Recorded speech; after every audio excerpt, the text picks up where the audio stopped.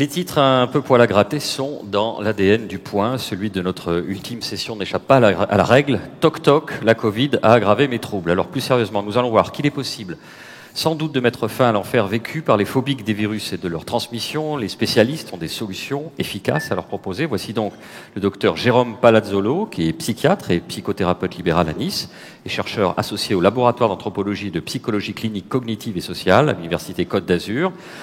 En Zoom, par le truchement de la visioconférence, le professeur Mircea Polozan, médecin au pôle de psychiatrie, neurologie et rééducation au CHU de Grenoble, chercheur à l'Institut de neurosciences de Grenoble INSERM U1216, ai-je bien descendu. Et enfin, Anne-Julie Vaillant-Sissévix, psychologue clinicienne au CHU de Nice, psychothérapeute TCCE-MDR et gérontopsychologue. C'est Jérôme Béglé, directeur adjoint de la rédaction du Point, qui nous fait le plaisir d'animer ces dernières sessions. Merci, bonjour à tous, bonjour madame, bonjour messieurs.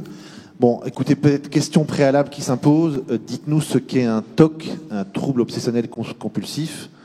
Question collégiale, on va commencer par vous, Jérôme Palazzolo. Oui, alors un TOC, comme vous l'avez dit, c'est un trouble obsessionnel compulsif. Donc ça veut dire qu'il y a des obsessions, des idées obsédantes et des comportements compulsifs. Alors qu'est-ce que c'est? En fait, les idées obsédantes, ce sont des idées qui vont s'imposer à la personne, qui sont des idées qui sont anxiogènes pour la plupart, et qui sont des idées parfois qui ont une composante assez magique dans ce cadre. Et il va arriver des comportements compulsifs. Les comportements compulsifs, ce sont des sortes de rituels qui sont présents, que la personne va faire en conséquence, justement pour éviter la catastrophe, éviter l'aspect magique. Par exemple, je dois compter jusqu'à 10 dans un sens et dans l'autre pour éviter que mes enfants aient un accident, par exemple. D'accord. Même question, jeudi Vaillant-Sissévix. Oui. Peut-être en faisant la différence entre le TOC et les tics, ou les TOC et un tic. Oui, tout à fait. Alors d'abord, je vais rebondir sur les propos du docteur Palazzolo. Effectivement, on a vraiment cette différence entre les obsessions et les compulsions. Et la compulsion, le comportement est présent pour venir diminuer l'angoisse, en fait. C'est pour ça que les patients ont ces comportements-là. On peut prendre l'exemple aussi du lavage de mains. On est en plein dans cette thématique. Donc, obsession, compulsion, on est du côté des TOC. Par contre, pour les tics, la définition va être différente, puisque là, il va s'agir plutôt d'un comportement qui peut être moteur, qui peut être aussi verbal. Ça peut être un mot, ça peut être un cri, un son, qui va venir de manière involontaire s'exprimer et qui va créer une tension musculaire chez le patient. D'accord. Professeur Polozan, si vous nous entendez, vous voulez compléter la rapide définition qui a été donnée sur les TOC? Oui, bonjour à tout le monde. Donc, je vous remercie de m'avoir invité de participer à cette table ronde. Je dirais peut-être que c'est effectivement le principe dans la majorité des cas de TOC, ce qui a été évoqué. Mais on a bien certains patients pour lesquels l'anxiété, c'est pas le symptôme majeur qu'on cherche à neutraliser. Donc on a des patients chez qui en fait c'est pas l'anxiété qui est la crainte, on va dire, et l'ascension redoutée, mais bien d'autres processus cognitifs. Et c'est ce qui a d'ailleurs motivé, je dirais, la sortie des TOC de la catégorie des troubles anxieux dans les dernières classifications internationales, par exemple. Quels sont les patients, les types de patients qui sont les plus souvent sujets au TOC? Est-ce qu'il y a un individu moyen qui a été repéré comme étant le plus souvent victime de TOC? Oui, alors de mon point de vue, toujours pareil, je vais évoquer plutôt mon expérience clinique, je laisserai l'aspect recherche aux autres experts sur le plateau, mais plutôt des personnes qui vont avoir alors soit une personnalité anxieuse, mais surtout qui vont avoir une tendance peut-être à internaliser les émotions, et puis un fonctionnement mental qu'on peut classifier de rigide. Justement, c'est ce qu'on tend à faire en psychothérapie, c'est à générer plus de flexibilité mentale. Jérôme Palazzolo, vous voulez préciser ça? Oui, alors en fait, je rejoins ce que dit Anne-Julie, mais globalement, les patients qui souffrent de TOC, ce sont des patients qui souffrent d'une pathologie déjà, c'est une vraie maladie, je pense que ça, il faut le répéter. Et comme pratiquement toutes les pathologies en psychiatrie, en fait, on a trois origines globales. On a une origine biologique, on a une origine psychologique, psychologique et on a une origine environnementale. Donc en fait, on reviendra sur l'origine biologique, mais sur l'aspect psychologique, effectivement, ce sont des personnes qui ont plutôt une structure de personnalité anxieuse au départ. Souvent, on peut avoir aussi des personnalités plutôt obsessionnelles, c'est-à-dire sans être dans les TOC, mais des personnes qui aiment bien tout ranger, qui aiment bien nettoyer, etc. en général. Et puis, il va y avoir des aspects environnementaux, avec souvent des stress qui vont se cumuler et qui vont majorer la symptomatologie. Il faut quand même savoir que les TOC touchent quand même 2 à 3% de la population générale. C'est pas une pathologie légère. D'accord. Professeur Paulhan, est-ce que quand on est victime de TOC, qu'est-ce qu'on voit dans le cerveau? Qu'est-ce que vous voyez dans le cerveau de vos patients atteints ou victimes de TOC? Alors, je ne sais pas si je peux me permettre de montrer, de partager, on va dire, l'écran, et donc... on vous voit, vous pouvez montrer ce que vous voulez, on voit. Montrer, on va dire, justement. Ok, donc je vais essayer, vous me direz si vous voyez l'écran. Est-ce que vous voyez l'écran? On le voit. On TOC de la physiopathologie à la simulation cérébrale thérapeutique. Très bien.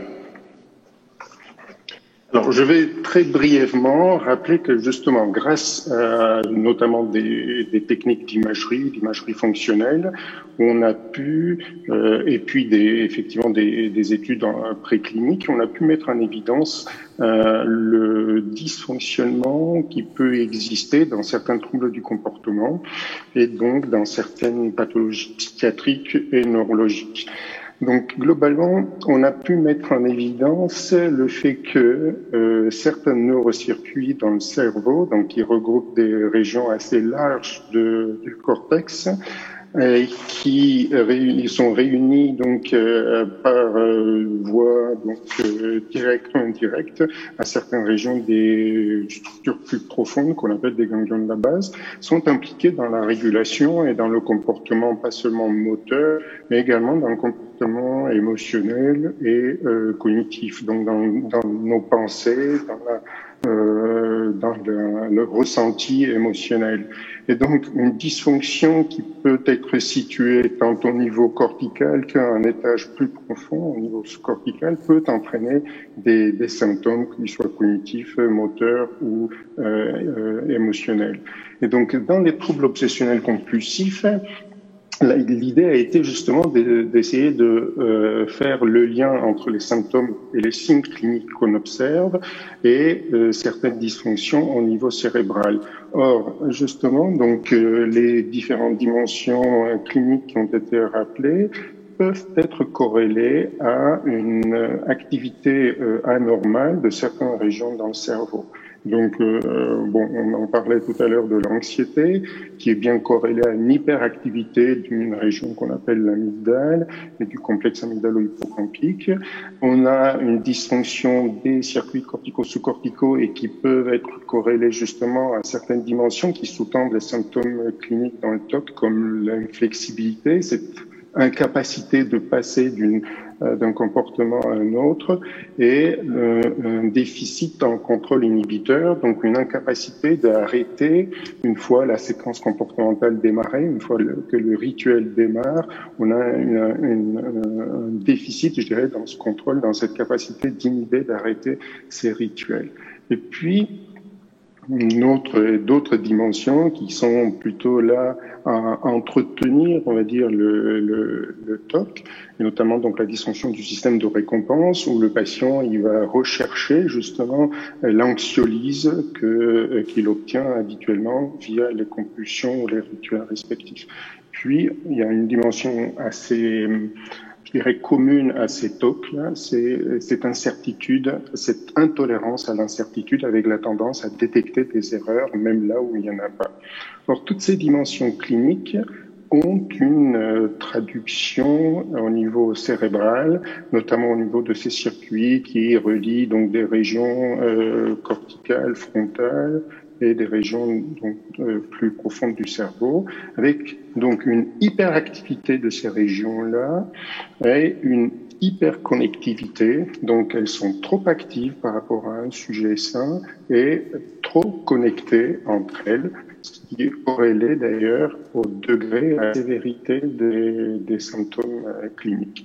Donc, et pour certaines dimensions comportementales qu'on a évoquées tout à l'heure, on a plutôt le contraire, une hypoactivité, donc en tout cas une dysfonction par rapport au sujet classique, au sujet sain. Donc voilà, c'était principalement ce que je voulais vous rappeler pour ça. Alors, avant qu'on s'intéresse au traitement contre ces TOC, on lit, j'ai lu ces dernières semaines que la période Covid, avec ses conséquences, ses confinements, ses replis sur soi, avait été particulièrement dure, enfin en tout cas qu'elle avait généré des troubles obsessionnels, des TOC supplémentaires chez des patients qui jusque-là en avaient pas ou peu. Est-ce que c'est vrai? Et comment on explique cela? Alors, je sais pas... Docteur Palazzolo, par exemple. En fait, il y a deux manières de voir les choses. C'est-à-dire que déjà, il y a des personnes qui souffraient de TOC avant l'arrivée du Covid et finalement qui se sont assez bien adaptées. C'est-à-dire quelqu'un qui, il y a 5 ans, se lavait les mains 10 fois par jour avec du gel hydroalcoolique, on le regardait comme quelqu'un de bizarre. Aujourd'hui, beaucoup moins. Donc ça, déjà, c'est un processus d'adaptation. Et puis, comme on disait tout à l'heure, il y a toujours cette dynamique de vulnérabilité stress. C'est-à-dire que plus le stress augmente, plus on est vulnérable. Donc quelqu'un qui souffre déjà au départ d'une pathologie, quelle qu'elle soit d'ailleurs, hein, que ce soit des TOC, soit des phobies, que ce soit une dépression, eh bien l'arrivée du Covid a certainement majoré cette problématique. Parce que on est sur ce modèle stress, vulnérabilité. Donc voilà, c'est difficile de répondre à cette question de dire la Covid aggrave les TOC ou le Covid améliore les TOC. En fait, tout dépend un peu comment on se positionne dans ce cadre. Est-ce que vous avez vu plus de patients venir vous voir souffrant de TOC ces dernières semaines, ces derniers mois ou pas? Oui, tout à fait. D'un point de vue clinique, je peux dire que au niveau des TOC, alors j'avais déjà des patients, hein, je rejoins un peu ce qu'a dit Jérôme avant, qui venaient consulter pour ce motif-là, mais on a bien vu qu'avec les différentes vagues de confinement, déconfinement, on a des patients qui sont revenus où le TOC était plutôt stabilisé, on va dire, et qui reconsultent à ce moment-là. Et d'ailleurs, je pense juste à citer cette étude de France Santé, là, qui a fait une grosse étude sur Covid prévention. Et quand on regarde cette étude qui porte sur plus de 2000 personnes, on voit quand même que, ça qui est intéressant, ils ont étudié l'impact psychologique sur la santé mentale en fonction des vagues de confinement et de déconfinement. Et là, on se rend compte que les chiffres évoluent.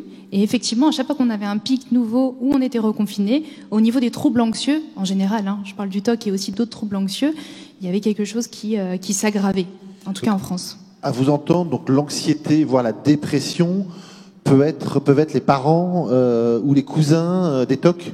Alors, ce serait pas vraiment une question de parentalité, on parlerait peut-être plus là en termes de comorbidité.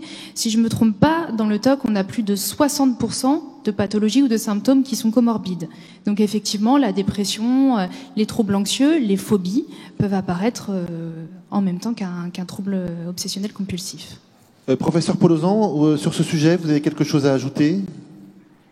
Je dirais que ce qui est particulier dans cette TOC-là, c'est qu'on arrive à faire ces rituels en s'appuyant, on va dire, sur certaines croyances qui se creusent, on va dire, et qui se renforcent au fur et à mesure de la répétition de ces rituels.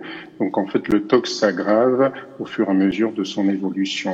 Or, ce qui se passe avec le Covid, c'est qu'on nous a bien incité effectivement à se laver, donc à une hygiène des mains, etc. et dans le quotidien, bien plus marquée que d'habitude. Donc c'est venu, on va dire, en quelque sorte dans le réel, confirmer la crainte qu'un patient TOC peut avoir d'une manière, on va dire, dysfonctionnelle, distorsionnée, exagérée. Donc, un patient TOC s'est presque retrouvé conforté par la période qu'il a vécue dans ses peurs ou dans ses obsessions. Tout à fait, conforté et donc renforcé dans ses peurs, surtout pour les TOC qui ont donc la thématique de contamination et de lavage comme dimension principale, parce qu'on peut avoir d'autres thèmes et qui n'ont pas été forcément impactés par les TOC. Mais c'est venu justement en fait confirmer un peu ces craintes que le patient peut avoir par rapport aux bactéries ou à la crainte de la saleté, etc. Mais ce lavage des mains compulsif ou cette obsession de l'hygiène, c'est le TOC le plus fréquent, c'est le TOC le plus partagé, si je puis dire? Les les deux thèmes principaux sont celui du doute avec les compulsions et les rituels de vérification et de répétition, et puis la thématique contamination, lavage, tout à fait. C'est aussi ce que vous voyez Oui. Lorsque les gens viennent vous voir dans votre cabinet. Oui, tout à fait. C'est le TOC le plus fréquent, en tout cas d'un point de vue clinique. Après aussi, ce que je voulais juste rajouter à ce qui vient d'être dit là, c'est que effectivement, ces TOC-là ont pu être confortés, c'est-à-dire TOC de souillure, de saleté, de peur de contamination pendant cette période, mais pas que. Moi, j'ai pu rencontrer des patients qui présentaient aussi d'autres TOC, et dans un environnement aussi compliqué, dans une situation comme le premier confinement, où on ne savait pas ce qui allait se passer, on ne connaissait pas bien la maladie, et on a vu une recrudescence d'autres TOC, dont je pense à la phobie d'impulsion aussi, qui fait aussi partie de ces TOC, qui a été très présente chez les patients et un motif de consultation supplémentaire. Docteur Palazzolo, pour finir sur ce thème, oui. les TOC les plus fréquents que vous avez... Alors oui, moi je pense, bon, je suis d'accord effectivement sur ces rituels les plus fréquents. Par contre, je pense qu'il y a quand même un élément où il faut rassurer un peu les téléspectateurs et les personnes qui sont là. C'est-à-dire que là, depuis tout à l'heure, on discute de TOC, de rituels de lavage, etc. Je vous rassure, si vous vous lavez les mains 10 fois par jour, c'est pas nécessairement que vous souffrez de TOC, hein. C'est-à-dire qu'on a tous des rituels au quotidien, on a tous des rituels de vérification. Il m'arrive, quand je sors de mon cabinet, de fermer, de descendre, de dire mince, est-ce que j'ai bien fermé, je suis remonté, je vais vérifier une fois, il n'y a rien de grave, hein, vous inquiétez pas. Voilà, rassurez-vous. Là où vraiment il y a des problématiques, par exemple pour vous donner une idée, le fait de se laver les mains, des rituels de lavage de mains, moi j'ai vu des patients qui souffraient de TOC, qui se lavaient les mains 150 fois par jour.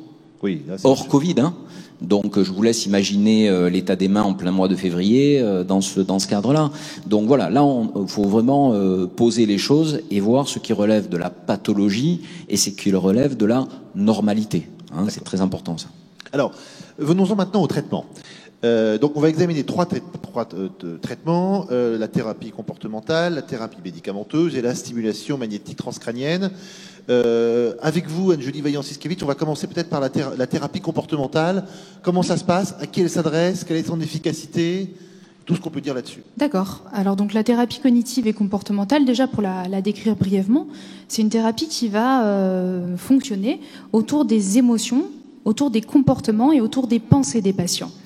La thérapie cognitive et comportementale est recommandée en fait pour traiter tous les troubles anxieux et les TOC. D'ailleurs, il y a un rapport sur les psychothérapies qui a pu montrer son efficacité. Et de manière très pratique pour que tout le monde puisse bien saisir, le patient va donc se rendre au cabinet. Les premières séances sont des séances d'évaluation, hein. Je rebondis sur ce que tu disais tout à l'heure, à ne pas rendre tous nos gestes et nos habitudes quotidiennes, de ne pas les enfermer sous le terme de TOC. On va aller voir la fréquence du trouble. On va aller voir son intensité, et puis on va faire des échelles d'évaluation clinique aussi, pour voir un petit peu où on se situe, tout en prenant en compte ce qu'on disait tout à l'heure, c'est-à-dire les comorbidités qui sont en lien avec la pathologie. Une fois qu'on a passé cette étape-là, eh bien on va cibler sur les obsessions et sur les compulsions du patient. On va faire ce qu'on appelle une analyse fonctionnelle du trouble avec le patient, pour lui permettre de comprendre comment il fonctionne dans ce cadre-là. Et puis ensuite, on va faire des exercices comportementaux et on va prendre en charge aussi tout ce système de croyances qui dysfonctionne, toutes ces pensées qui sont en lien avec les TOC, par divers exercices. Et puis, on va... J'imagine que c'est une thérapie assez longue. Ça, c'est pas en 2 visites. Alors, assez longue, j'ai envie de dire oui ou non. C'est pas 2 visites, non. Il n'y a pas d'outil magique, en tout cas pas à ma connaissance, en psychothérapie pour traiter les TOC. Par contre, il est vrai qu'en général, on va pas garder le patient, je dis bien en général, hein, sauf cas particulier, 2 ou 3 ans en thérapie. Hein. On part du principe que 12 séances, on a déjà fait un bon travail. Après, on revoit le patient à distance. Mais c'est juste là-dessus où je voulais axer. Ce qui est important, c'est que on va exposer sur le plan comportemental les patients à mieux faire face à leurs troubles. Comme on disait tout à l'heure, les patients sont souvent dans une volonté de supprimer en fait les obsessions, de supprimer les compulsions et de les neutraliser. Et en fait, cet évitement-là va renforcer le TOC. Donc nous, notre rôle de thérapeute, ça va être de les accompagner finalement pour s'exposer progressivement à des situations. Et point important aussi, on le fait toujours une première fois au cabinet en séance avec le patient. Et le patient aura ensuite des exercices à faire à domicile. D'accord. Docteur Palazzolo, sur cette méthode? Oui, oui, moi je rejoins tout à fait ce que disait Anne-Julie. En fait, l'objectif, c'est de pas partir du principe qu'on doit annuler complètement les rituels, annuler complètement les pensées. Parce que plus on va chercher à les annuler, et plus ça va revenir. Si vous voulez, si vous n'avez pas trop peur, je peux vous créer un talk en direct, là. Bah, allez-y, j'ai peur de rien. Allez, allons-y. Alors je vais vous demander, là, tout de suite, de bien vous concentrer et de ne surtout pas, mais alors surtout pas penser à un ours blanc. Ah bah oui, mais là, c'est perdu. D'accord? Voilà. Plus vous allez penser à l'ours blanc, et plus il va être devant vous. Et bien là, voilà, c'est exactement ce qu'il ne faut pas faire. C'est-à-dire que l'objectif, là, on discute, ben on parle d'un ours blanc. Si j'arrive à caser dans la conversation dans 5 minutes le terme pingouin, ben peut-être qu'on passera à autre chose. Mais globalement, vous allez passer naturellement à autre chose. Et ben c'est tout l'objectif de ce type de thérapie. C'est-à-dire arriver à faire que la personne, qui par définition a une dynamique assez psychorigide aussi, hein, dans le cadre des TOC, de la personnalité obsessionnelle, etc., à être dans une dynamique un petit peu de lâcher prise. Mais ça se travaille. Ça se travaille par des exercices, ça se travaille dans une dynamique spécifique. Et souvent, moi, je compare un peu le thérapeute cognitivo-comportementaliste à un coach sportif. C'est-à-dire qu'en gros, on va entraîner la personne pour qu'elle arrive à terme à ses objectifs. Je veux dire, si vous voulez faire l'Ironman, vous n'allez pas vous mettre à courir 40 ou 60 km du jour au lendemain. Il va falloir que vous y alliez progressivement et à votre rythme. Donc, c'est exactement ce qu'on va proposer dans le cadre de ces TCC. Professeur Polozan, bon, j'imagine que vous n'avez pas vu l'ours blanc, mais que cette thérapie comportementale, cognitive, elle est efficace, vous la validez, si je puis dire? Alors effectivement, j'ai pas vu l'ours blanc, j'avais vu Jérôme Palazzolo, mais je dirais que ce qui est intéressant, on va dire, dans ces TCC, c'est qu'on demande aux patients, finalement, surtout dans la partie comportementale de la thérapie, on demande aux patients spécifiquement, je dirais, précisément ce qu'il est en difficulté de faire. En fait, on lui demande de ne pas ritualiser dans les situations qui sont provocatrices, qui sont anxiogènes. C'est un tout petit peu comme pour un patient dépressif, lorsqu'on lui demande de s'activer sur un plan comportemental alors qu'il a un ralentissement psychomoteur. Donc, pourtant, c'est une approche qui effectivement marche, mais à condition qu'il y ait une gradation de ces expositions. Et donc, vous devez surtout travailler, je dirais, la motivation du patient avant de commencer une telle thérapie et essayer donc de bien prévenir que c'est quelque chose qui peut être assez long, tout en sachant que ce qui est long, c'est pas forcément mauvais, puisque si on pouvait acquérir une amélioration très rapidement, on pourrait risquer aussi de la perdre tout aussi rapidement.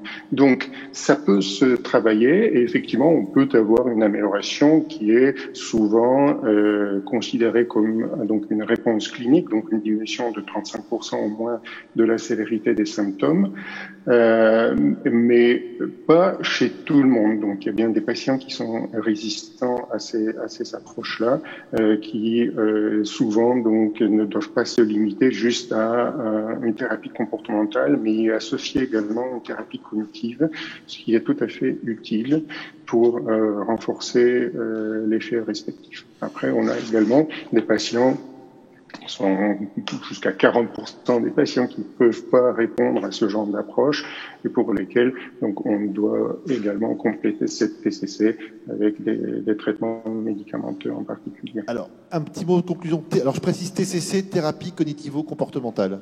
Oui, tout à fait. C'était pour rejoindre un petit peu ce qui vient d'être dit à nouveau. Donc, effectivement, tout à fait d'accord avec ce que vous venez de dire. Il y a des patients qui résistent à la thérapie cognitive et comportementale. Mais c'est juste pour ouvrir un petit peu peut-être le débat s'il y a des questions après. C'est qu'il y a d'autres types de thérapies aussi qui peuvent être utilisées, notamment au niveau de l'exposition. Hein. Comme on l'a dit, on commence une exposition de manière hiérarchisée, mais on peut utiliser d'autres approches. Je pense par exemple là à l'hypnose. Je pense à l'approche EMDR, que vous connaissez certainement, hein, qui est une approche basée sur les psychotraumatismes, mais qui peut permettre aussi finalement de travailler sur l'exposition avec les patients. Et puis d'autres types de thérapies cognitives et comportementales qui sont plus orientées sur les émotions et notamment la thérapie d'acceptation et d'engagement. Alors, autre thérapie, la thérapie médicamenteuse, avec vous, docteur Palazzolo. Comment ça se passe? Pareil, même question, combien de temps, son efficacité, et à qui elle s'adresse en priorité? Alors exactement, en fait... Et est-ce qu'elle est compatible avec la TCC? Exactement, c'est ce que j'allais dire. C'est-à-dire qu'on reprend le schéma que j'évoquais tout à l'heure, c'est-à-dire l'aspect biologique, psychologique, environnemental de la pathologie.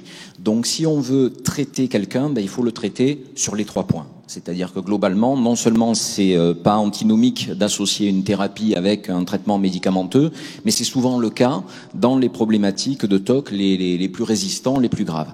Alors concrètement, au niveau de l'aspect médicamenteux, il y a quelques éléments à connaître, c'est-à-dire que le TOC fait partie globalement des troubles anxieux, même s'il est sorti un peu de la classification, mais il est associé à de l'angoisse. Donc on a souvent tendance à dire, si on est angoissé par rapport à ces pensées intrusives, etc., on va prendre un anxiolytique, un traitement qui va apaiser l'angoisse. Eh bien, pas du tout. Parce que le problème, c'est que la plupart des anxiolytiques induisent des dépendances, induisent un phénomène de tolérance, c'est-à-dire qu'au bout de quelque temps, ça ne marche plus. Et le problème aussi, c'est qu'il y a quand même beaucoup d'effets secondaires dans ce cadre, et particulièrement des effets sur le plan cognitif. Et en plus de tout ça, revenons quand même à la base, un TOC, n'oubliez pas que s'il y a quand même des rituels, donc ça veut dire que si quand vous êtes angoissé, quand vous avez vos pensées intrusives, on vous dit tiens, il faut que je prenne un demi-comprimé de Xanax ou de Lexomil, qu'est-ce que vous allez faire? Ça va devenir un rituel.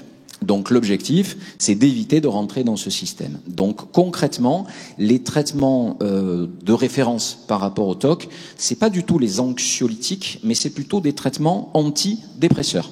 Alors on n'est pas du tout dans le cadre d'une dépression, bien qu'il puisse y avoir une comorbidité, Anne-Julie est revenue là-dessus, mais ce qu'on va chercher à faire en fait, on va résumer, mais on va chercher à remonter le niveau d'un messager qu'on a dans le cerveau, ce qu'on appelle un neurotransmetteur, qui s'appelle la sérotonine.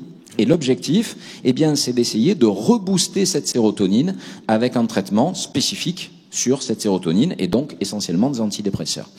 Ces antidépresseurs, au niveau du dosage, chacun a un dosage spécifique, après c'est au médecin de déterminer le dosage du traitement, mais globalement, ce qui est important de savoir, c'est que ce traitement, il faut le prendre pendant une période minimale de 6 à 9 mois. Ça, c'est un point très important, parce que souvent des personnes qui vont mieux ont tendance à dire je prends l'antidépresseur et puis au bout de 15 jours, 1 mois, je vais mieux, j'arrête le traitement. Surtout pas, il faut vraiment le maintenir dans cette dynamique-là. Et par ailleurs, ce qui n'est pas négligeable, on parlait de comorbidité, ces traitements ils vont permettre souvent d'améliorer aussi l'aspect dépressif associé. Parce que souvent, même si on n'est pas dans une dépression avérée, en gros, c'est pas rigolo de se laver les mains 50 fois par jour, de compter dans sa tête. Donc, en général, l'humeur est pas au top. Professeur Polozan, sur cette thérapie, vous confirmez, vous avez un point à ajouter, à préciser?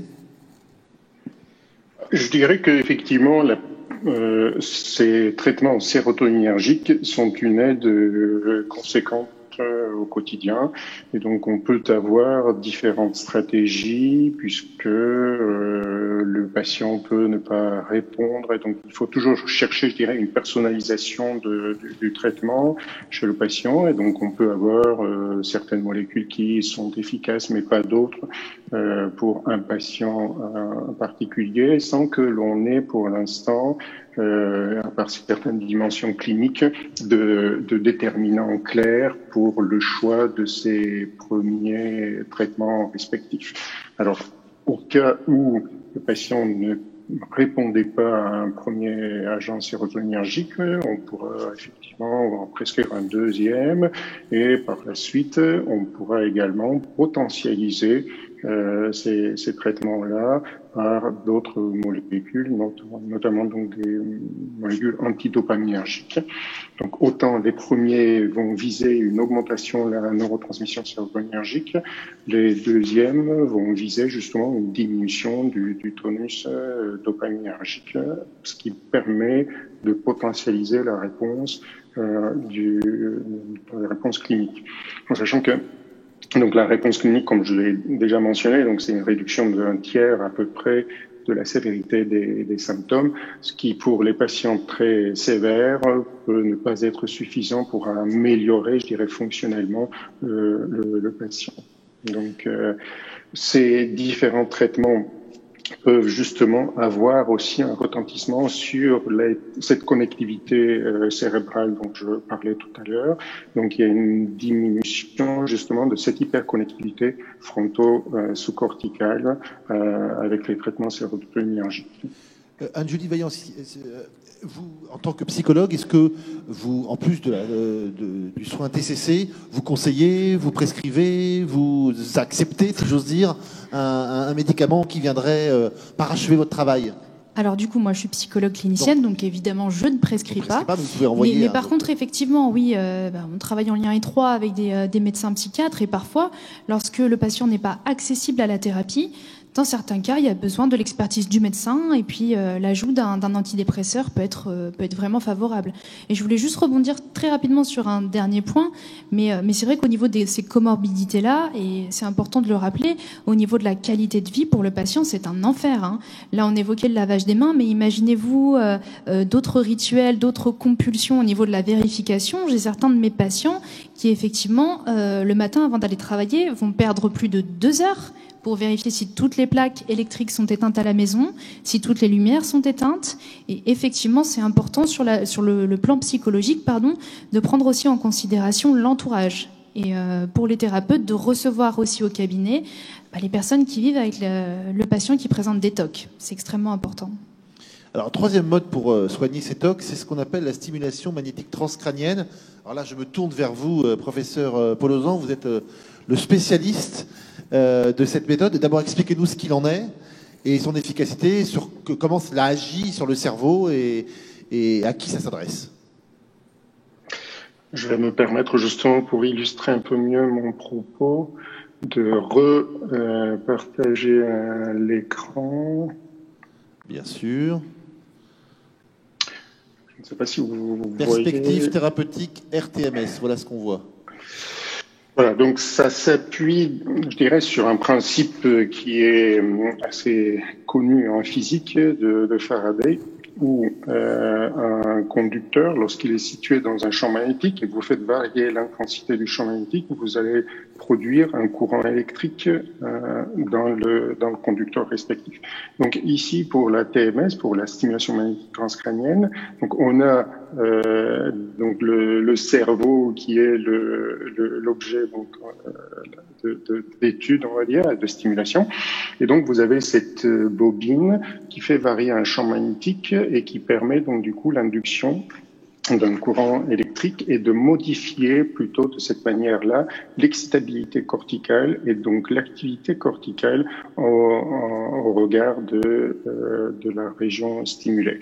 Et donc, pour améliorer et personnaliser davantage, je dirais, la stimulation magnétique transcrânienne, on peut réaliser, et c'est ce qu'on réalise effectivement au CHU de Grenoble, une imagerie cérébrale, donc en particulier en IRM, qui permet, lorsque l'on fait une imagerie fonctionnelle, de mettre en évidence les régions dysfonctionnelles, corticales, et qui vont être ciblées d'une manière personnalisée chez chaque patient par la suite, avec ici, donc vous avez en plus donc de la bobine magnétique, vous avez un robot qui permet de tenir et de positionner cette bobine sur la région cible à stimuler, identifiée donc au préalable une imagerie fonctionnelle, et cela en lien avec un système de neuronavigation qui permet justement, ce qui est crucial dans la TMS,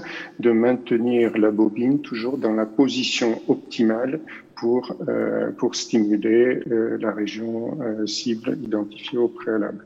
Donc on a cette bobine qui peut avoir différentes formes en fonction du champ magnétique qu'on souhaite créer et de ce que l'on souhaite avoir comme effet.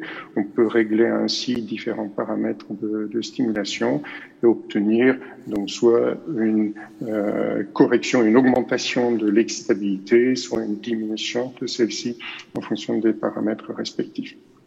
Et donc plus récemment, donc on a également des bobines un tout petit peu plus compliquées, comme vous voyez, puisque en fait l'inconvénient de ces premières bobines de stimulation, et qu'on pourra stimuler que des régions corticales, donc à la surface du cerveau, ce qui est déjà important puisque vous avez bien vu qu'on peut ainsi moduler des neurocircuits cortico-sous-corticaux respectifs, mais avec les bobines comme celle que vous voyez ici illustrée, donc la bobine H7, on peut avoir une action plus profonde, jusqu'à 4 fois plus profonde qu'avec la bobine classique. Et donc, avec ces thérapeutiques par stimulation magnétique transcrânienne, on peut obtenir, lorsque l'on a des sujets qui sont résistants aux approches médicamenteuses et psychothérapiques qu'on vient d'évoquer, on peut obtenir un gain, on va dire, d'efficacité, puisqu'on a à peu près un tiers des sujets qui répondent après un nombre de sessions de stimulation qui peuvent s'étendre sur plusieurs semaines. Donc, il y a des protocoles de 6 semaines avec 2 séances, enfin une séance par jour pendant 5 jours par semaine, pendant 6 semaines. Donc, ça peut s'étaler comme ça dans le temps, mais on peut obtenir donc un gain d'efficacité complémentaire aux approches conventionnelles. Donc, pour ces traitements-là, les patients continuent de recevoir les traitements médicamenteux respectifs. C'est un traitement qui a été mis au point il y a combien de temps ? Je ne vais pas rentrer dans le détail, mais on a aussi des manières, on va dire, de personnaliser ça en fonction du niveau d'extabilité corticale, etc. Professeur Folozan, c'est un traitement qui a été mis au point il y a combien de temps ? Et est-ce qu'il y a beaucoup d'établissements, d'hôpitaux en France qui peuvent le dispenser ? Alors, la question, c'est plutôt quand est-ce qu'on a commencé à démontrer une certaine efficacité de ces approches-là dans les TOC, et c'est relativement récent, enfin ça fait moins de 10 ans. Donc. On peut effectivement en bénéficier dans un certain nombre de centres hospitalo-universitaires, donc qui sont équipés. Alors ça dépend. Il y a des centres qui sont plus ou moins équipés, ou en tout cas avec ce genre de dispositifs de robots et de systèmes de neuronavigation, il y en a un tout petit peu moins, mais dans les principaux CHU, on peut en retrouver. Docteur Palazzolo, c'est un traitement que vous conseillez. Vous avez déjà aiguillé vos patients vers cette thérapie ? Oui, tout à fait. Et surtout, ce qui est important de préciser, c'est que c'est une prise en charge qui est absolument indolore et absolument pas invasive. Parce que là, bon, on a vraiment parlé de la pratique clinique. Maintenant, il y a des processus de recherche aussi qui se font pour des TOC vraiment très invalidants, très résistants, où là, on peut même avoir ce qu'on appelle des électrodes implantables au niveau du cerveau. C'est-à-dire que là, Mircea Folozan vous a présenté une stimulation magnétique transcrânienne. Donc en gros, concrètement, Mircea me reprendra peut-être, mais le principe de ce qu'il vous a présenté, c'est le principe du micro-ondes en fait. Donc globalement, vous êtes un peu sur ce principe-là. La cage de Faraday. Voilà, exactement. Donc dans ce contexte, bon voilà, c'est absolument pas invasif. Maintenant, il y a des processus qui peuvent être mis en place avec des électrodes implantables qui vont stimuler certaines zones du cerveau. Bon là, on est vraiment dans quelque chose de très spécifique. C'est pas du tout de la pratique clinique, mais voilà, c'est pour illustrer un peu le propos, quoi. Vous aussi, vous avez aiguillé certains de vos patients vers ce genre de Alors non, j'ai pas été confrontée encore à ce genre de thérapie pour les patients, mais je pense que c'est extrêmement important de rappeler que c'est indolore parce qu'on a quand même nos représentations mentales, nos schémas cognitifs qui jouent et ça peut faire très peur. L'important c'est vraiment de trouver ce qui est le plus adapté aux patients, que ce soit l'approche psychothérapeutique, l'approche médicamenteuse et d'autres thérapies aussi en complément pour qu'ils puissent mieux vivre avec ces TOC. On va finir quand même sur une note positive. Oui. Alors, il reste un peu plus de 5 minutes. Peut-être avez-vous des questions dans la salle à poser à certains de nos intervenants ? Monsieur à droite. Monsieur, oui, monsieur là. À droite. Rapidement, peut-être. Alors, on ne vous entend pas. On va Peut-être que le essayer de micro n'est rallumer pas le micro. allumé. Ensuite, il y avait Madame.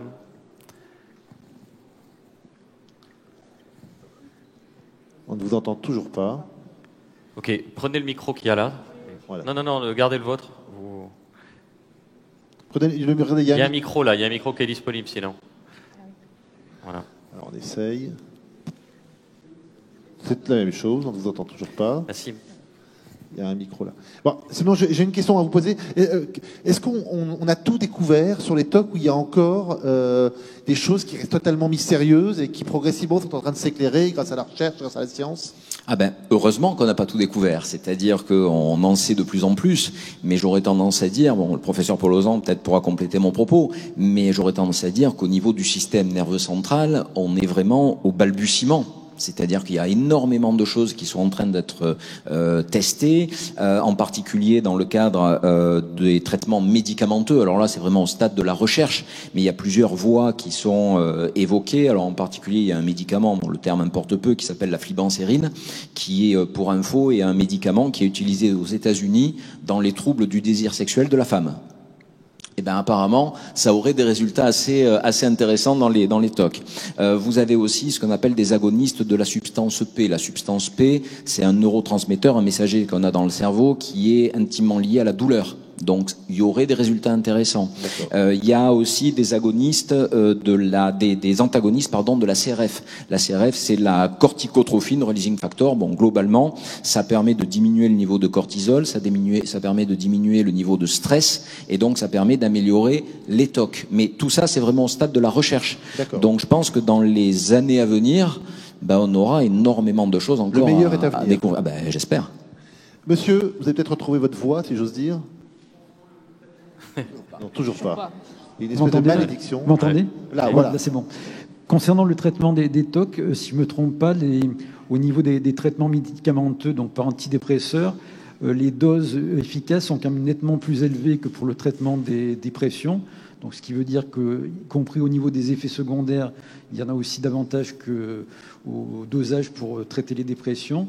Et d'autre part, ce que je voulais savoir aussi bien pour les traitements médicamenteux que pour les traitements par stimulation magnétique transcrânienne, est-ce que ce sont des traitements qui traitent les symptômes pendant la durée où ils sont dispensés, ou bien qui guérissent définitivement la maladie, y compris après la fin de ces traitements? Alors, professeur Polozan, d'abord, et après, docteur Palazzolo. Alors, par rapport donc à ce que vous aviez évoqué donc concernant la rémanence, on va dire, de l'effet et le caractère curatif d'une telle cure de TMS, je peux vous dire que donc on obtient des résultats, mais que par la suite, pour maintenir ces bénéfices, on peut mettre en place des sessions de maintenance, mais qui sont beaucoup moins contraignantes, bien plus courtes, on va dire, que la cure Princeps. Et donc, effectivement, on peut avoir une très bonne, du fait de la bonne tolérance, on peut avoir ainsi donc des sessions de rappel, on va dire, pour maintenir le bénéfice clinique respectif. Après, par rapport au traitement médicamenteux, ce que je compléterai un tout petit peu par rapport à ce que le docteur Palazzolo a dit, sans aller, on va dire, jusqu'à des traitements aussi innovants, mais on a des agents glutamatergiques, et donc le glutamate est un neurotransmetteur qui est effectivement important dans les TOC, donc on parle souvent de sérotonine, dopamine, mais il y a également le glutamate, et donc ces agents glutamatergiques peuvent être utilisés pour potentialiser justement les bénéfices des autres traitement. Et puis, il y en a un autre qui peut être plutôt utilisé finalement et qui a été préconisé plutôt dans le craving des patients qui ont des troubles addictifs, mais la N-acétylcystéine, et en fait, qui peut être tout à fait intéressante justement jouant sur le système de récompense et permettant, on va dire, aux patients de se dégager, on va dire, de cette addiction à la compulsion. Ok, merci. Ultime question peut-être, madame? Oui, on m'entend? Oui, très bien. Du coup, j'avais une petite question par rapport aux thérapies, parce que vous avez parlé des thérapies d'acceptance ou d'engagement, je ne sais plus c'était quoi le terme. D'acceptation et d'engagement. Voilà. Et du coup, je me posais la question par rapport à la méditation pleine conscience. Est-ce que vous mettez ce genre de thérapie en place dans vos hôpitaux? Est-ce qu'il y a des élans de mise en place de ce genre de thérapie Oui, alors merci pour la question, parce que justement, j'étais un peu frustrée de ne pas avoir pu évoquer la méditation de pleine conscience. Donc effectivement, la thérapie ACT est basée sur ces approches-là. Je pense qu'il y a de plus en plus d'hôpitaux actuellement qui mettent en place des groupes, notamment des groupes MBCT, Mindfulness Based Cognitive Therapy, Ces groupes-là sont effectivement efficaces, en tout cas pour baisser l'intensité des symptômes anxieux. Et pour les TOC, on a de plus en plus de publications à ce sujet. Donc merci, c'est vraiment important de parler aussi de la méditation de pleine conscience. Merci à nos 3 invités. On peut les applaudir. Bien sûr. Le fameux public niçois. Cette 6e édition de Neuroplanète s'achève et je laisse les paroles de conclusion à Jérôme Béglé. Je voudrais remercier évidemment au nom du Point d'Étienne Gernel, de Renaud Grand-Clément, Christian Estrosi, maire de Nice et président de la métropole Nice-Côte d'Azur, avec qui nous avons organisé Neuroplanète. Richard Chemla, adjoint à la santé et à l'environnement, les équipes de la ville de Nice évidemment, les équipes du Point, autour notamment de Sophie Gournay et son orchestre, et Anne Jean Blanc, sans qui rien n'aurait été possible. Et merci également à Thomas Bourgeois-Muller et à Megan Kieki qui ont modéré et ont fait en sorte que tout ce qui a été dit depuis 48 heures soit bien repris aussi bien en vidéo que sur les réseaux sociaux. Et c'est beaucoup de travail. Merci à tous. Et bon, c'était la 6e, donc comme dit le proverbe, jamais 6 sans 7. À l'année prochaine.